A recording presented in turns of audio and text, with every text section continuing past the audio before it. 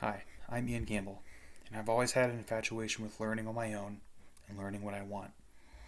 I kind of always assumed that everyone else did that too, that everyone was either pursuing higher education through either formal or informal means. I then discovered that a large percentage of Port St. Lucie, the town where I live in South Florida, did not have bachelor's degrees, despite there being an extremely affordable state college right down the street.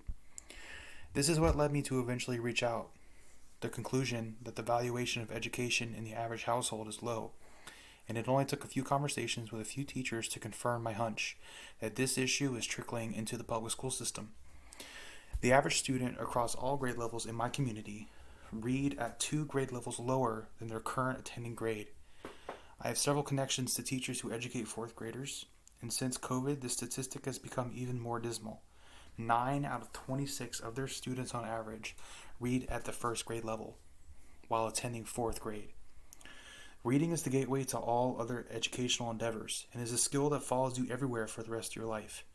I think it would be fair to say that generations of illiterate people will dramatically impact our social society as a whole, and that this baseline skill is representative of the overall health of the valuation of education in our communities.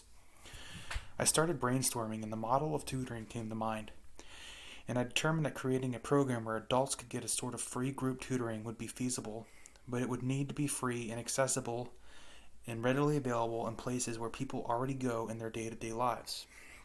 I work at Starbucks, so I spoke with my general manager about the idea, and he thought it was a great way to reach into the community that they serve, and at the very least would bring in some consistent business in the afternoons and evenings.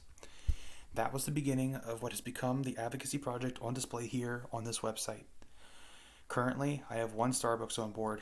A challenge I have come to face is gaining the support of the district manager to bring on more stores for more outreach and more venues, which would total 14 Starbucks stores.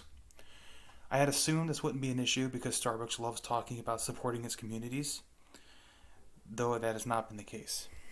I have also had great difficulty with not only gaining the support of the state college, but getting in touch with anyone at the state college at all of any importance that could help me with this issue. My plan going forward is to approach one or two more Starbuckses on the general manager level, bypassing the idea of approaching this issue from the district level altogether. Additionally, I have foregone the idea of attempting to recruit IRSC and am now attempting to acquire the local public library instead. I intend to be an educator in the future. Though this project doesn't have a direct correlation with my present or future, it has granted me invaluable insight into the ground level of some of the issues the education system is facing as a whole, and has given me a reinvigorated mentality and approach to my future career.